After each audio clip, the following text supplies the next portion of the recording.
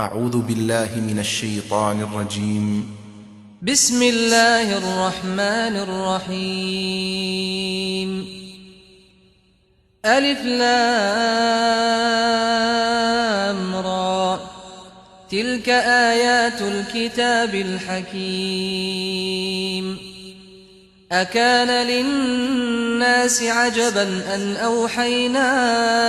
إلى رجل منهم أن أنذر الناس وبشر الذين آمنوا أن لهم قدم صدق عند ربهم. قال الكافرون إن هذا لساحر مبين. إن ربكم الله الذي خلق السماوات والأرض في 6 أيام ثم استوى على العرش يدبر الأمر،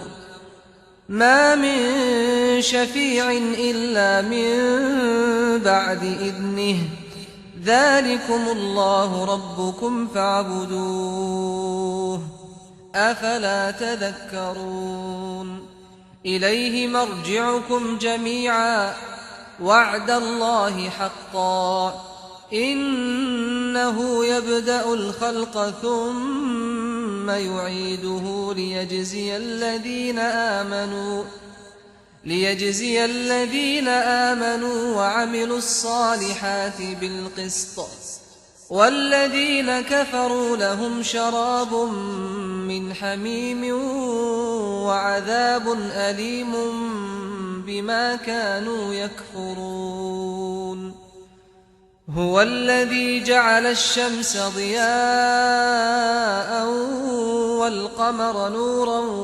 وقدره منازل لتعلموا عدد السنين والحساب. ما خلق الله ذلك إلا بالحق، يفصل الآيات لقوم يعلمون. إن في اختلاف الليل والنهار وما خلق الله في السماوات والأرض لآيات لقوم يتقون. إن الذين لا يرجون لقاءنا ورضوا بالحياة الدنيا واطمأنوا بها والذين هم عن آياتنا غافلون، أولئك مأواهم النار بما كانوا يكسبون. إن الذين آمنوا وعملوا الصالحات يهديهم ربهم بإيمانهم، تجري من تحتهم الأنهار في جنات النعيم، دعواهم فيها سبحانك اللهم وتحيتهم فيها سلام، وآخر دعواهم أن الحمد لله رب العالمين. ولو يعجل الله للناس الشر استعجالهم بالخير لقضي إليهم أجلهم، فنذر الذين لا يرجون لقاءنا في طغيانهم يعمهون. وإذا مس الإنسان الضر دعانا لجنبه أو قاعدا أو قائما، فلما كشفنا عنه ضره مر كأن لم يدعنا إلى ضر مسه، كذلك زين للمسرفين ما كانوا يعملون. ولقد أهلكنا القرون من قبلكم لما ظلموا وجاءتهم رسلهم بالبينات وما كانوا ليؤمنوا، كذلك نجزي القوم المجرمين. ثم جعلناكم خلائف في الأرض من بعدهم لننظر كيف تعملون وإذا تتلى عليهم آياتنا بينات قال الذين لا يرجون لقاء نأت بقرآن غير هذا أو بدله قل ما يكون لي أن أبدله من تلقاء نفسي إن أتبع إلا ما يوحى إلي إني أخاف إن عصيت ربي عذاب يوم عظيم قل لو شاء الله ما تلوته عليكم ولا أدراكم به فقد لبثت فيكم عمرا من قبله أفلا تعقلون فمن أظلم ممن افترى على الله كذبا أو كذب بآياته إنه لا يفلح المجرمون ويعبدون من دون الله ما لا يضرهم ولا ينفعهم ويقولون هؤلاء شفعاؤنا عند الله قل أتنبئون الله بما لا يعلم في السماوات ولا في الأرض سبحانه وتعالى عما يشركون وما كان الناس إلا أمة واحدة فاختلفوا ولولا كلمة سبقت من ربك لقضي بينهم فيما فيه يختلفون ويقولون لولا أنزل عليه آية من ربه فقل إنما الغيب لله فانتظروا إني معكم من المنتظرين وإذا أذقنا الناس رحمة من بعد ضراء مستهم إذا لهم مكر في آياتنا قل الله أسرع مكرا إن رسلنا يكتبون ما تمكرون هو الذي يسيركم في البر والبحر حتى إذا كنتم في الفلك وجرين بهم بريح طيبة وفرحوا بها جاءتها ريح عاصف وجاءهم الموج من كل مكان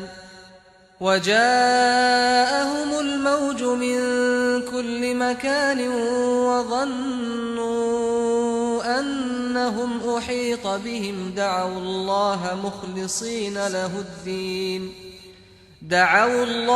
مخلصين له الدين لئن أنجيتنا من هذه لنكونن من الشاكرين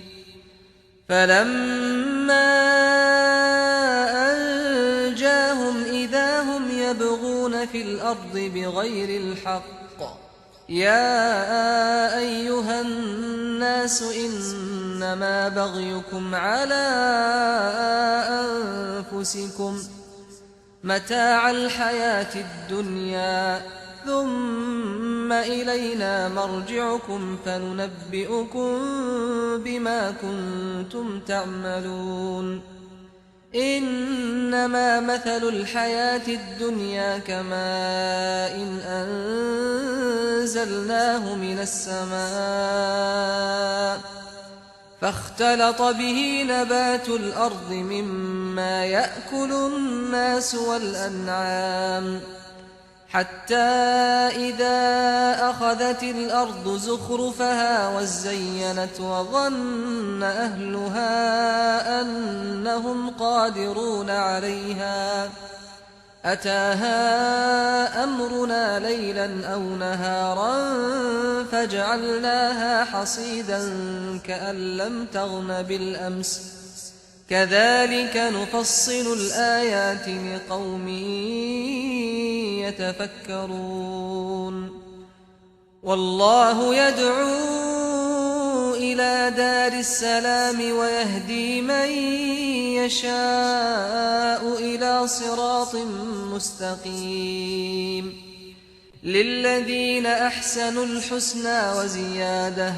ولا يرهق وجوههم قتر ولا ذلة أولئك أصحاب الجنة هم فيها خالدون والذين كسبوا السيئات جزاء سيئة بمثلها وترهقهم ذلة ما لهم من الله من عاصم كأنما أغشيت وجوههم قطعا من الليل مظلما أولئك أصحاب النار هم فيها خالدون ويوم نحشرهم جميعا ثم نقول للذين أشركوا مكانكم أنتم وشركاؤكم فزيلنا بينهم وقال شركاؤهم ما كنتم إيانا تعبدون فكفى بالله شهيدا بيننا وبينكم إن كنا عن عبادتكم لغافلين هنالك تبلو كل نفس ما أسلفت وردوا إلى الله مولاهم الحق وضل عنهم ما كانوا يفترون قل من يرزقكم من السماء والأرض أمن يملك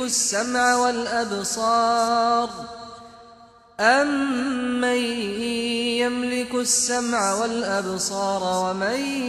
يخرج الحي من الميت ويخرج الميت من الحي ومن يدبر الأمر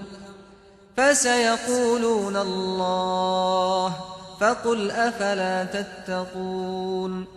فذلكم الله ربكم الحق فماذا بعد الحق إلا الضلال فأنى تصرفون كذلك حقت كلمة ربك على الذين فسقوا أنهم لا يؤمنون قل هل من شركائكم من يبدأ الخلق ثم يعيده قل الله يبدأ الخلق ثم يعيده فأنى تؤفكون قل هل من شركائكم من يهدي إلى الحق قل الله يهدي للحق أفمن يهدي إلى الحق أحق أن يتبع أمن لا يهدي إلا أن يهدى فما لكم كيف تحكمون وما يتبع أكثرهم إلا ظنا إن الظن لا يغني من الحق شيئا إن الله عليم بما يفعلون وما كان هذا القرآن أن يفترى من دون الله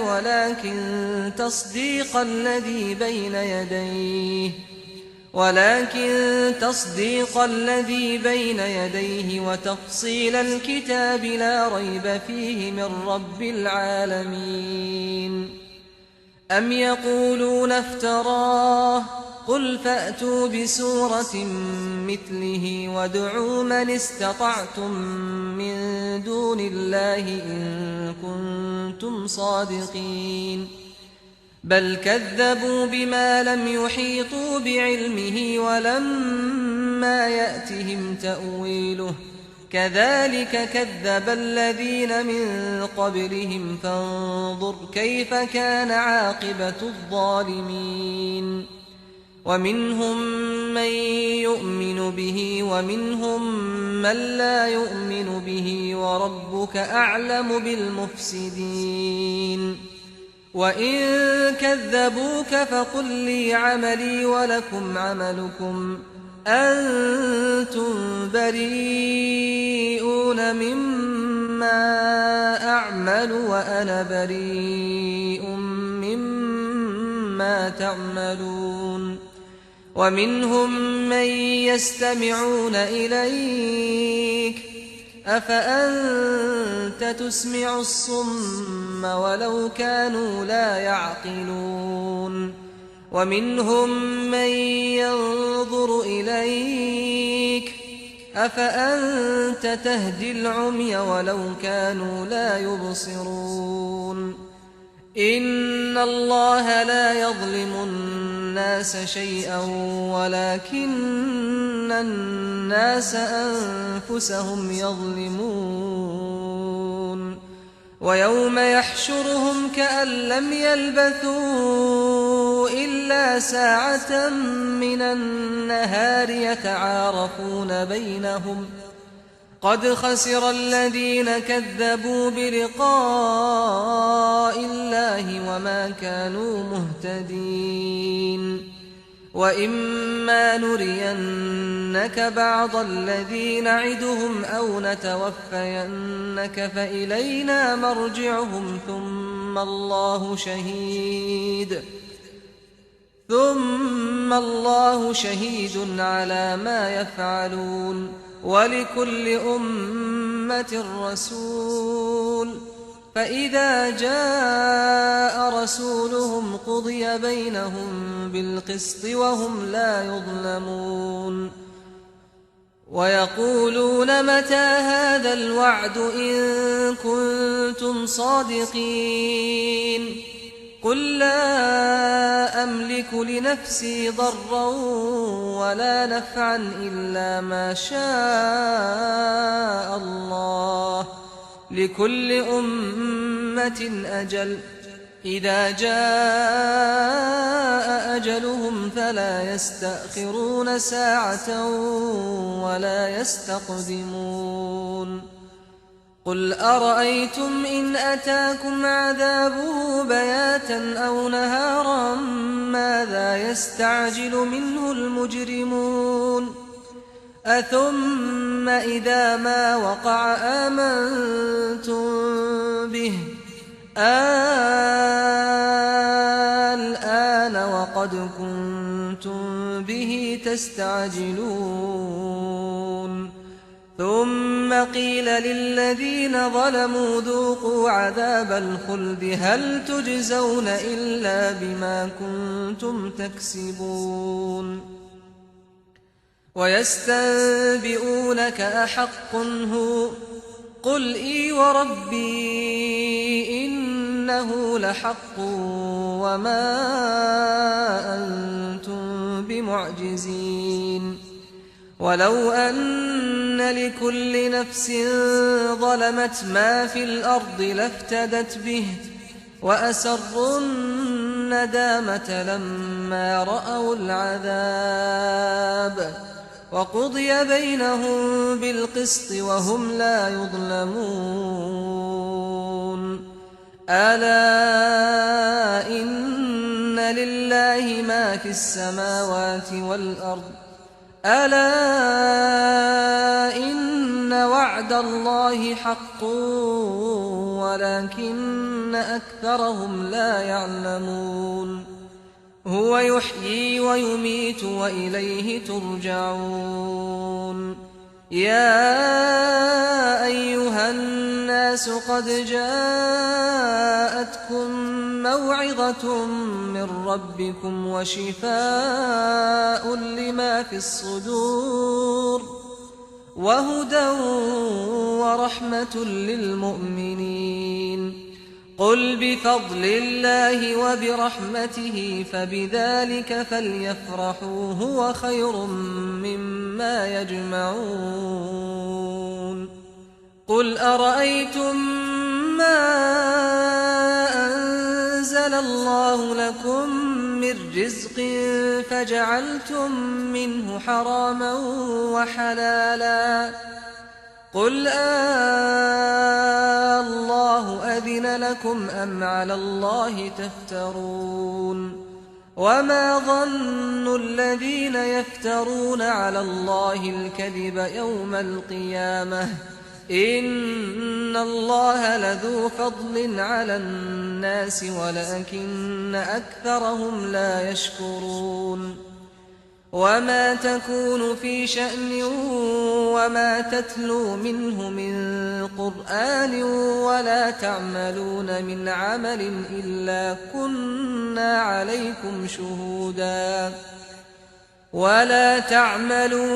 عمل إلا كنا عليكم شهودا إذ تفيضون فيه وما يعزب عن ربك من مثقال ذرة في الأرض ولا في السماء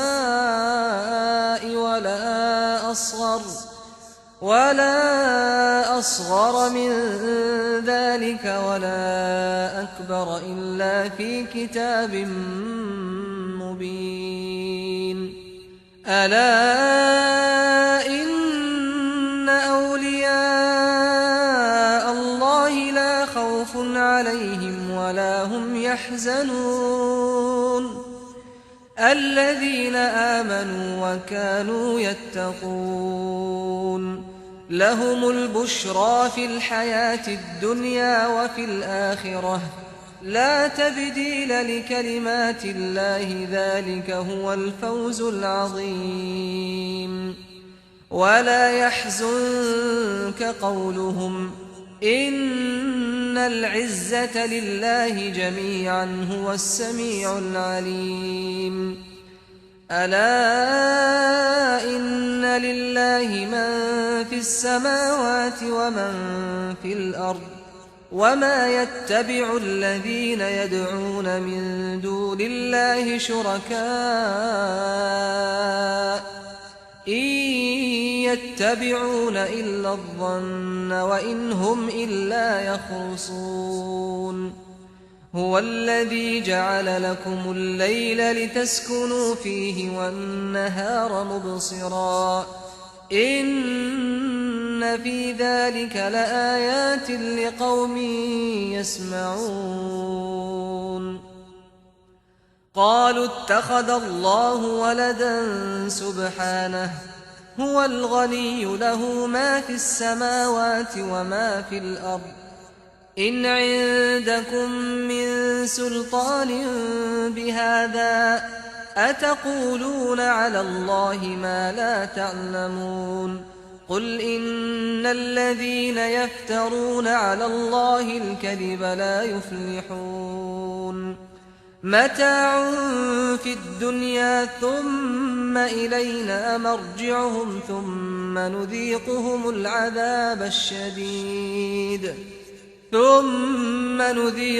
العذاب الشديد بما كانوا يكفرون واتل عليهم نبأ نوح إذ قال لقومه يا قوم إن كان كبر عليكم مقامي وتذكيري بآيات الله فعلى الله توكلت فأجمعوا أمركم وشركاءكم ثم لا يكن أمركم عليكم غمة ثم قضوا إلي ولا تنظرون فإن توليتم فما سألتكم من أجر إن أجري إلا على الله وأمرت أن أكون من المسلمين فكذبوه فنجيناه ومن معه في الفلك وجعلناهم خلائف وأغرقنا الذين كذبوا بآياتنا فانظر كيف كان عاقبة المنذرين ثم بعثنا من بعده رسلا إلى قومهم فجاءوهم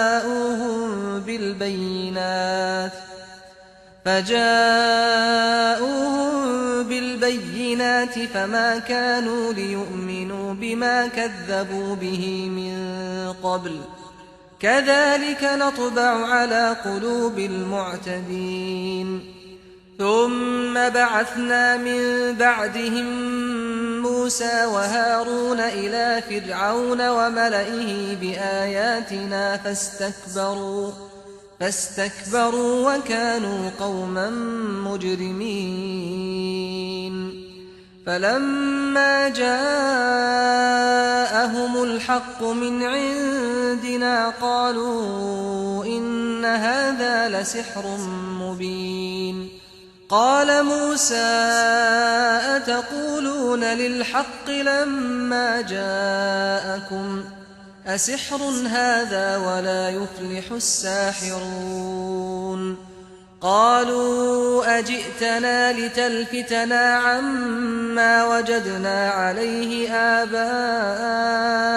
وتكون لكما الكبرياء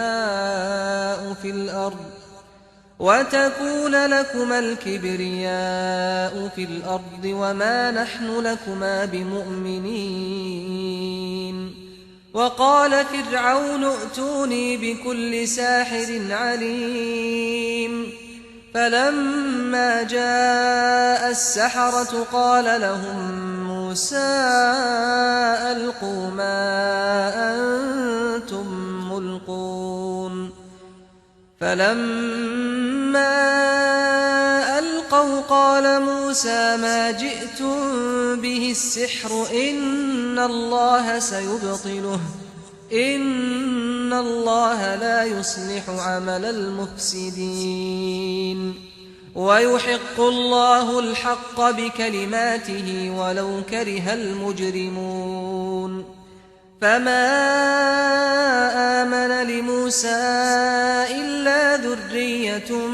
من قومه على خوف من فرعون وملئهم أن يفتنهم وإن فرعون لعال في الأرض وإنه لمن المسرفين وقال موسى يا قوم إن كنتم آمنتم بالله فعليه توكلوا إن كنتم مسلمين فقالوا على الله توكلنا ربنا لا تجعلنا فتنة للقوم الظالمين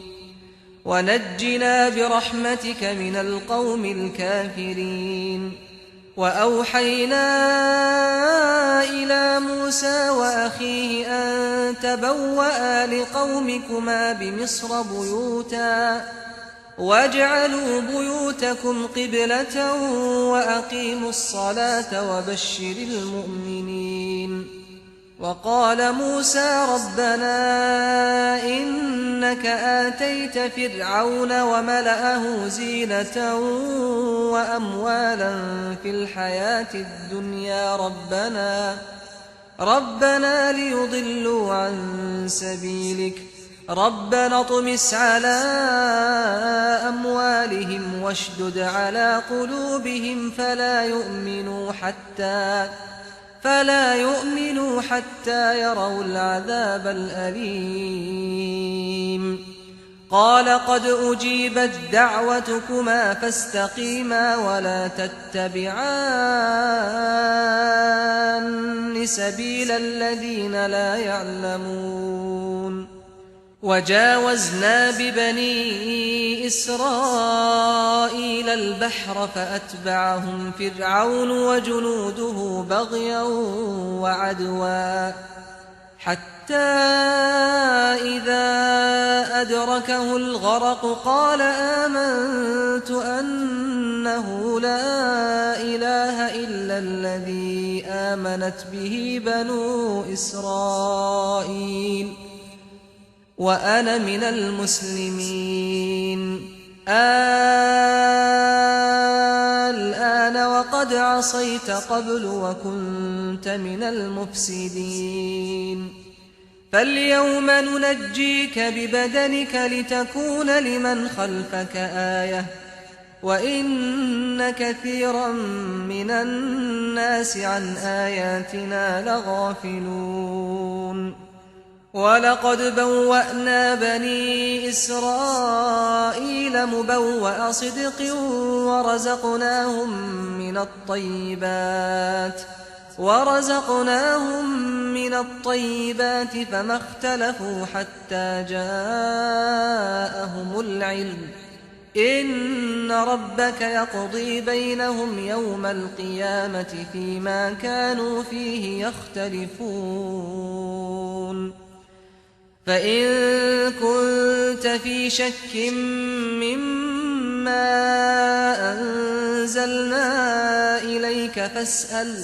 فاسأل الذين يقرؤون الكتاب من قبلك لقد جاءك الحق من ربك فلا تكونن من الممترين ولا تكونن من الذين كذبوا بآيات الله فتكون من الخاسرين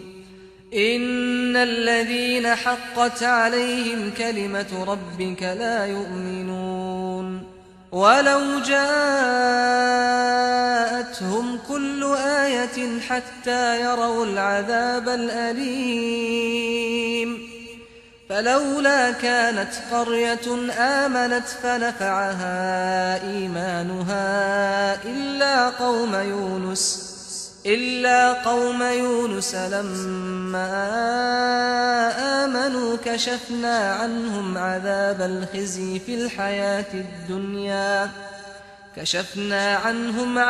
الخزي في الحياة الدنيا ومتعناهم إلى حين ولو شاء ربك لآمن من في الأرض كلهم جميعا أفأنت تكره الناس حتى يكونوا مؤمنين وما كان لنفس أن تؤمن إلا بإذن الله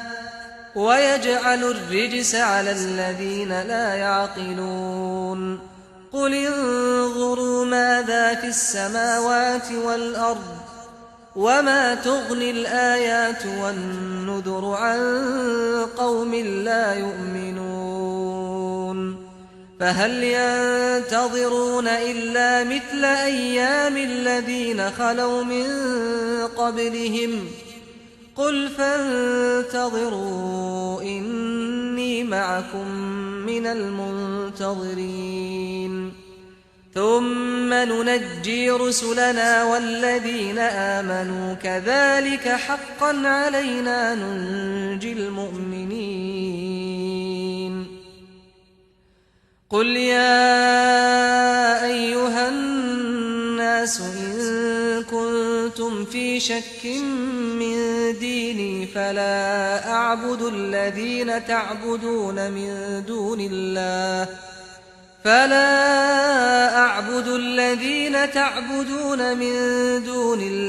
ولكن أعبد الله الذي يتوفاكم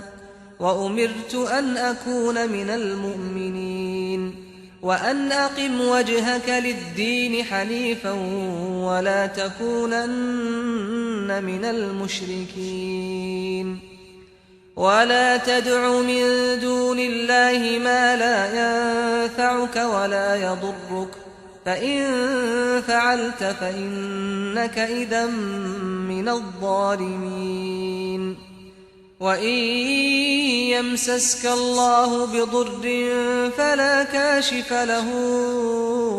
إلا هو وإن يردك بخير فلا راد لفضله يصيب به من يشاء من عباده وهو الغفور الرحيم قل يا أيها الناس الناس قد جاءكم الحق من ربكم فمن اهتدى فإنما يهتدي لنفسه ومن ضل فإنما يضل عليها وما أنا عليكم بوكيل واتبع ما يوحى إليك واصبر حتى يحكم الله وهو خير الحاكمين.